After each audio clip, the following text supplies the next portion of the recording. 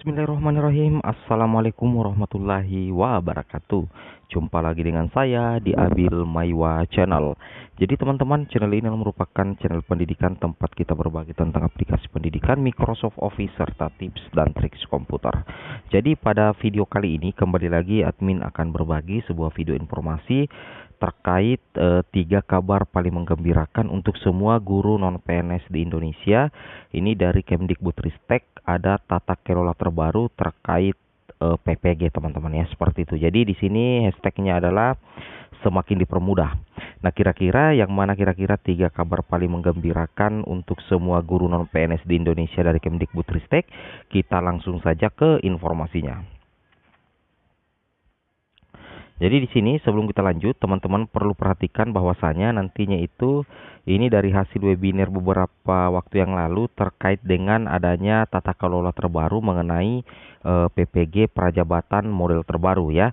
Di sini untuk PPG Prajabatan model baru itu berbasis sekolah, kemudian tentunya terintegrasi dengan proses induksi khususnya untuk sekolah negeri dan sekolah swasta dengan skema pembiayaan yayasan.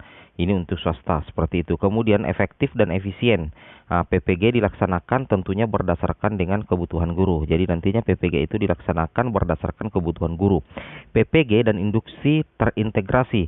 Peserta PPG sudah langsung mengenal sekolah tempat ia akan memulai karir. Kemudian khusus untuk lulusan PPG akan langsung bekerja dan memperkuat sinergi pemangku kepentingan. Itu adalah sepintas terkait PPG Prajabatan model baru. Seperti itu teman-teman ya. Nah, kemudian kita lanjut lagi ke informasi berikutnya adalah di sini pembenahan tata kelola dan jenjang karir guru di Indonesia. Nah, ini adalah merupakan salah satu terobosan dari Kemdikbudristek terkait adanya tata kelola dan jenjang karir guru-guru yang ada di Indonesia, teman-teman ya, seperti itu. Nah, di sini ada 3 kabar gembiranya. Yang pertama di sini teman-teman ya. Kemudian yang pertama kabar gembiranya untuk seluruh guru di Indonesia yaitu rekrutmen guru ASN P3K. Jadi untuk rekrutmen guru ASN P3K mengisi formasi hingga 2021 sebanyak 1 juta formasi. Namun perkembangannya sampai sekarang ini ternyata tidak bisa. Yang terisi itu formasi yang diperebutkan untuk tahun 2021 itu terjadi perubahan, itu hanya sekitar 500.000 lebih formasi hanya untuk bisa tercapai hingga 2021. Sisanya nanti itu akan diperjuangkan lagi di tahun 2022 tentunya. Seperti itu teman-teman ya. Nah, kemudian berikutnya adalah mulai sebagai guru ASN P3K. Jadi guru honorer yang lolos rekrutmen guru ASN P3K akan memulai karir sebagai guru ASN P3K dan mengisi level guru pertama. Seperti itu ya. Nah, jadi nantinya itu guru honorer yang lulus menjadi guru ASN itu akan menjadi guru ASN P3K, kemudian mengisi level guru pertama. Nah, kemudian sesudah bertugas. Nah, misalkan teman-teman sudah menjadi guru P3K, di sini katakan bahwasanya sesudah bertugas jika ada formasi dan memenuhi syarat, ikut seleksi ASN PNS dan jika lulus dapat memilih jalur karir sebagai guru atau kepemimpinan sekolah. Maksudnya kepemimpinan sekolah di sini adalah menjadi sebagai calon kepala sekolah, seperti itu ya. Jadi bagi teman-teman guru ASN P3K nantinya yang lolos di seleksi tahap pertama, tahap kedua dan tahap ketiga itu akan bertugas sebagai guru ASN P3K. Ketika teman-teman memenuhi persyaratan dan ada formasi khusus untuk jalur ASN PNS, maka teman-teman ASN P3K ini bisa kembali mendaftar di seleksi ASN PNS jika memenuhi persyaratan dan ada formasinya. Dan jika seandainya teman-teman lulus, maka teman-teman bisa memilih jalur karir sebagai guru atau kepemimpinan sekolah atau sebagai kepala sekolah, tentunya melalui program guru penggerak. Seperti itu teman-teman ya. Nah, ini adalah kabar gembira yang pertama, bahwasanya untuk status sebagai ASN P3K itu bukan harga mati teman-teman ya. Bisa jadi jika teman-teman masih memenuhi persyaratan untuk menjadi ASN PNS, ketika ada formasi dan pendaftarannya nanti teman-teman bisa kembali ikut seleksi untuk ASN PNS. Seperti itu teman-teman ya. Ini yang pertama. Kemudian yang kedua. Yang kedua tentunya terkait kesejahteraan, yaitu dalam hal PPG dalam jabatan. Jadi untuk PPG dalam jabatan itu diperuntukkan bagi guru yang mengabdi dan tercatat di Dapodik. Seperti itu teman-teman ya. Di sini untuk tahun depan untuk PPG dalam jabatan itu menyelesaikan sertifikasi guru yang sudah bertugas. Jadi bagi teman-teman guru baik yang berstatus ASN P3K, PNS ataupun guru honorer itu berpeluang mengikuti PPG dalam jabatan, karena PPG dalam jabatan itu tetap akan dilaksanakan, dan tentunya ini membuka peluang bagi teman-teman guru yang belum memiliki sertifikat pendidik untuk mendapatkan sertifikat pendidik ketika teman-teman sudah bertugas nantinya sebagai guru, bisa mengikuti tentunya program PPG dalam jabatan. Seperti itu teman-teman ya. Kemudian kita lanjut lagi yang ketiga. Nah, yang ketiga di sini adalah PPG prajabatan. Nah, tentunya di sini PPG prajabatan itu fungsinya nanti adalah mengisi formasi guru yang pensiun mulai tahun 2022. Jadi nantinya PPG prajabatan model baru ini akan diterapkan mulai tahun 2022, yang mana nantinya akan mengisi formasi guru yang pensiun mulai 2022. Nah, contohnya misalkan teman-teman terangkat menjadi ASN ya, apakah itu P3K ataupun PNS, itu ketika teman-teman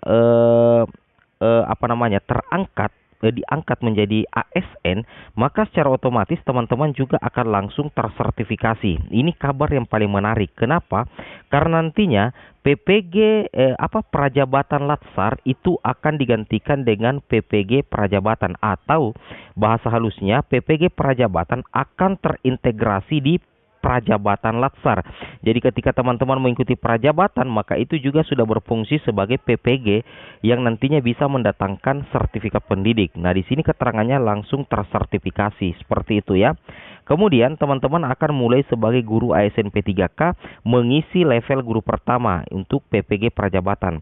Selanjutnya akan ikut seleksi ASN PNS, dan jika lulus dapat memilih jalur karir sebagai guru atau kepemimpinan sekolah.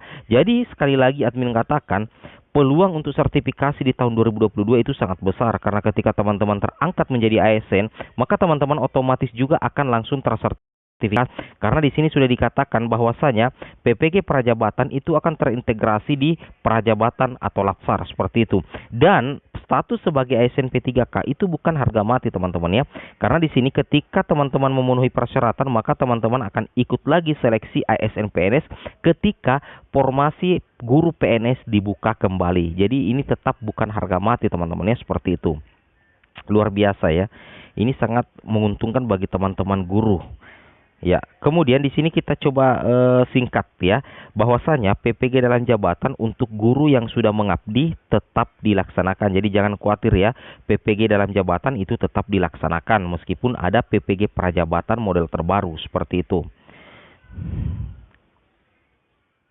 Kemudian di sini rencana awal untuk PPG itu adalah melalui pendanaan LPDP. Itu ternyata belum bisa direalisasikan, sehingga kembali dilaksanakan melalui Dirjen GTK Kemdikbud.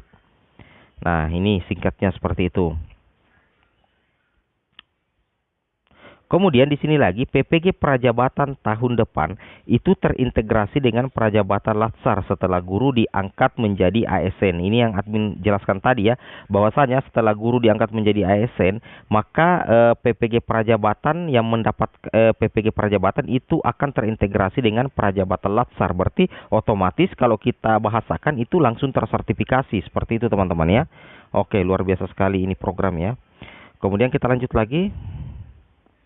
Yang terakhir, di sini dikatakan kemudahannya, guru yang baru diangkat menjadi ASN akan mudah mendapatkan status sertifikasi guru karena langsung PPG prajabatan.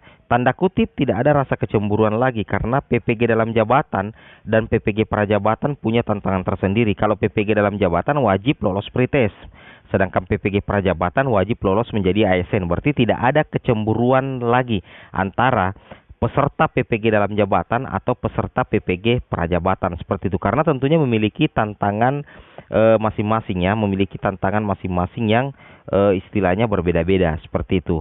Nah, seperti inilah teman-teman ya, informasinya 3 kabar yang paling menggembirakan untuk seluruh guru di Indonesia. Semoga video ini ada manfaatnya walaupun sedikit. Wabillahi taufik wal hidayah. Wassalamualaikum warahmatullahi wabarakatuh.